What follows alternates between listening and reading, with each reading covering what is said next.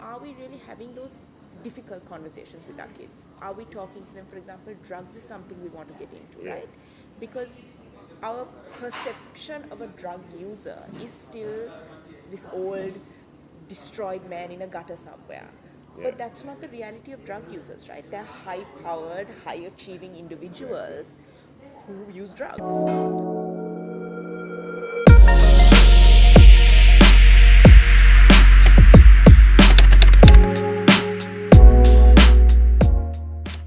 Hi guys, we're here on another episode of Behind the Gram. We're here with Sharanya Sekaram, and Sharanya, want to say hi? Hi. Yeah, we're at Ward Place today. We're going to talk about Sharanya and her story. So tell us about Bakamuna and sorry. So, Grassrooted is an organization that's been around for a while now. And Grassrooted, I've been a part of Grassrooted for almost 2 years, but before that, it started off as an organization that worked on HIV, and HIV awareness, HIV education, and then it moved on to working with marginalized people. So, people, for example, who identify as transsexual, or people who use drugs, or people who engage in sex work. And then as it kept going, we started working more and more in different aspects of gender. So then now we do work, for example, with schools. A lot of our focus is now around education, particularly sexual and reproductive health and rights education, but we don't call it that. We call it relationship education. Because we believe that if you teach children basic principles or values rooted in empathy, in respect, in consent, in human dignity, then a lot of the things that we are now working on that are results of it won't be an issue. Where do you think Sri Lanka needs this awareness the most? Is it in Colombo or is it out of Colombo? I think we have to understand that, we say Colombo, but what is the Colombo we're talking about, right? Are we talking about so since you're approaching schools? So we focus on schools. We're trying to focus as much as possible on young children. But like we said, when you say Colombo, do we really believe that patriarchal attitudes aren't existent in sort of top tier Colombo schools? But sometimes you might see more equity in Banathamula schools because they're not, they're co-ed. Exactly. So when we can say urban, which perhaps because of exposure and because of media and because of just sheer access to information, maybe attitudes are slightly different, but I think prevailing, it's across the country. I think we function generally in the same kinds of society. It's really nice that you have made an initiative to share this information with Sri Lanka, because it's not like you have many groups like you in doing sharing this, right? We have so you stand up for the feminism, for HIV. I think feminism is the lens through which I personally view these issues, right? So Bakamono is a team. So maybe we talk a bit about Bakamono and where that came from. So eventually Grassrooted, we got about 3.5 years ago, we started working on the issue of what we call, or what is called in Sri Lanka, the exchange of mules. And then the exploitation that was arising out of that. And we sort of fell headfirst into it. And then as we kind of worked on it, we realized there's conversation online. So you're talking about kids who are accessing porn as young as 10. And it's not that, and very clearly we're not anti-porn. I mean, porn is a performance. If it's paid consenting adults, that's up to people. But what is it about a 10-year-old whose only access to sex or information on sex will be through hardcore pornography? What does that 10-year-old grow up thinking what relationships and sex should look like? And is there any other counter information out there? And then alongside that, we were wondering and thinking about, are we really having those difficult conversations with our kids? Are we talking to them, for example, drugs is something we want to get into, right? Because our perception of a drug user is still this old, destroyed man in a gutter somewhere. But that's not the reality of drug users, right? They're high-powered, high-achieving individuals who use drugs. So if that's the image you're giving to a 12-year-old of this is what a drug user looks like, that's not a very realistic image. And that is why we don't understand that kids as young as 15 are dealing drugs. Yeah. Because there is a disconnect, because kids have access to information today. They are not waiting for you and me to tell them. Exactly. So what's your strategy on approaching the children to gain their attention on it? So I think we underestimate kids and we underestimate how smart they are. That is true. And especially today with the amount of information absolutely. they have. And I think, just don't lie to children. Treat them like human beings. Because that's a topic that's just avoided and by we parents just, and teachers. we use fear tactics. For example, one of my biggest issues with HIV is where still HIV equals AIDS equals death. We've moved That on is from the pretty much 80s, it, right? Yeah. In fact, you are at a point, science is at a point where if now say I am living with HIV and I am on effective treatment, I can't pass the virus on, even if I have unprotected sex with someone. Okay, Because the medicine is at the point, so you're like 5 steps away from a cure, really. Yeah. It's just that the virus is still present in my body, but it cannot be passed on. So people living with HIV they are. It's not that they are living, they're having children. In Sri Lanka, we virtually eliminated the transfer of HIV from a mother to a child, right? So women with HIV, living with HIV, are having children. They are breastfeeding. People are having sex. They are in relationships. That's new to me as well. Right? So, but what are we telling our children? Don't have sex with anyone because you get HIV, then you get AIDS, and then you'll die. Yes. And kids aren't stupid. They aren't going to go online and be like, I'm clearly being lied to. Yes. So what is happening? They are engaging in risky behaviors without actual facts, because we have chosen fear-mongering over a factual scientific approach. Yes, information is always better. Yeah. Absolutely clear, and evidence keeps showing us this. Telling children not to have sex, for example, has not worked. We have a high rate of teenage pregnancies. We have a high rate of abortion. We know these things. Yeah. It's not happening now. Being like, no sex before marriage, being like, if you have sex, you'll catch a disease and die, clearly hasn't worked. That doesn't work. It hasn't worked. Evidence has shown us this. So our approach now needs to be honest, factual information at an age-appropriate manner. So you're not going to, people have this assumption, let's call it that. If you teach children about sex, they will go out and do it. Yeah. One, children aren't waiting for us to tell them anything. Right? They are not waiting for us to tell them. Secondly, we teach children about World War II. I don't see them invading Germany. Yeah, that's true. We teach children about,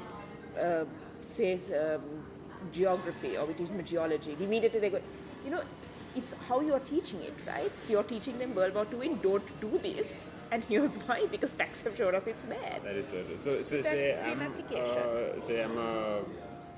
I'm say 12 to 15-year-old, how would you approach me and tell me about, because you stand up for human rights, and the issue here in the country is also pretty serious.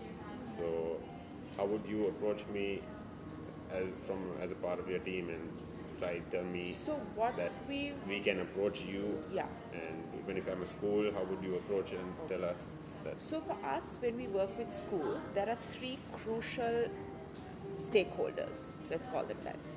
The first stakeholder we have to deal with are the parents. Definitely. Right? Because we used to actually talk to the kids first. Then what happened was the kids go back and tell their parents. The parents have a complete meltdown because they don't have the same information we are giving the kids. Yes. Right? It's what I tell you is not word for word what you repeated. Exactly. So we start with the parents and also alongside that the teachers. Because parents and teachers are crucial to this process. Most parents can think that, not most, but some of the parents we've come across think that, you have this once a year conversation at the dinner table about drugs and about sex and about HIV. It's almost mandatory in every household here. But that's not, and then it goes back to relationships, right? It's about the trust between parent and child. Definitely. It is about the regular, everyday conversation. Communication. It is about, can my child come to you? Can my child come to you and say, Mom, Dad, I've messed up. I'm in a situation.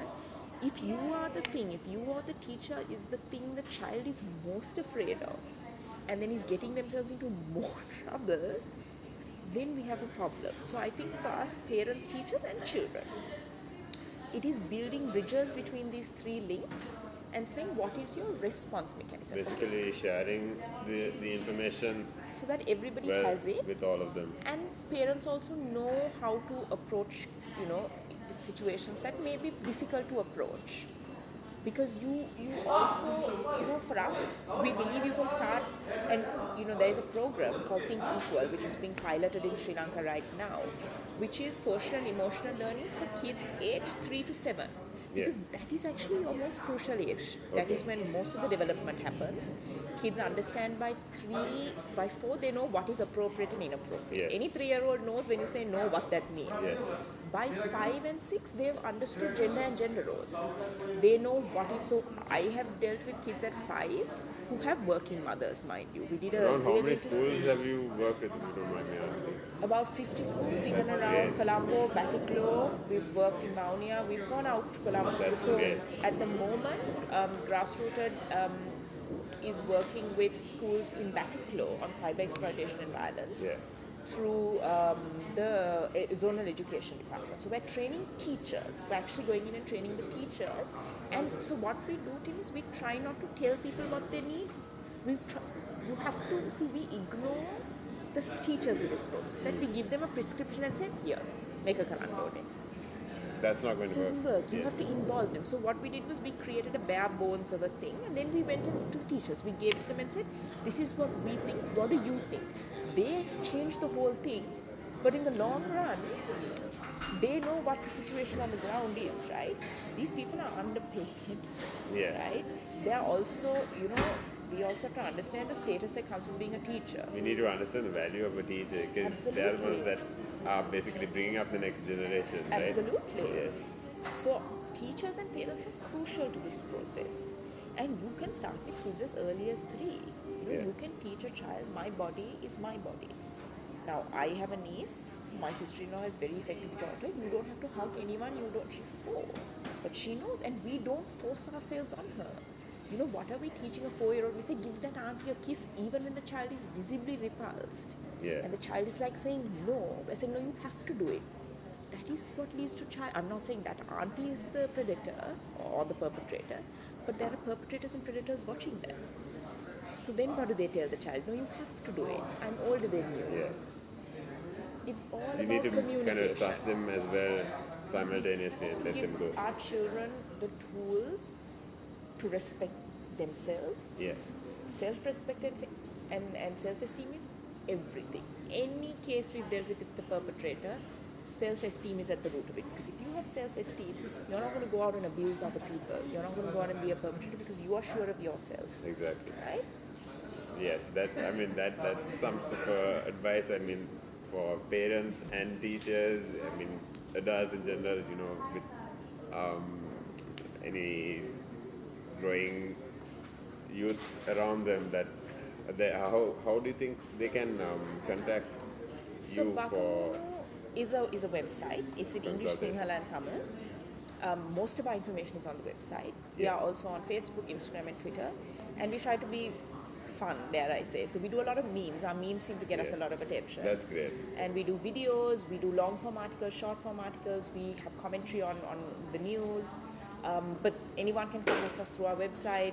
Most of the information, so if parents, for example, want information on HIV, or if they want information on anatomy, or if they want information on sexual harassment and the laws and the statistics around it, everything is on Bakumono. They literally go to bakumono.lk and then you pick the language of your preference and it's all there. And if there's something that's not there, tell us and we'll be happy to work on it and put it up. That's super. That's a super initiative, Sharanya. Also, for a school that is looking out for you to come and give them maybe a speech or a training session, is it all possible through the website? So they can just email bakamono@bakamono.lk. So we have our directors, Hans Billy Moria and Papa Deshapriya. So they primarily work on the programming aspect and they're the ones who work with schools.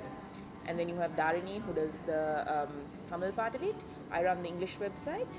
and Papa runs the Sinhala website, and it's an amazing team. It's the team really, It's really, it's the team.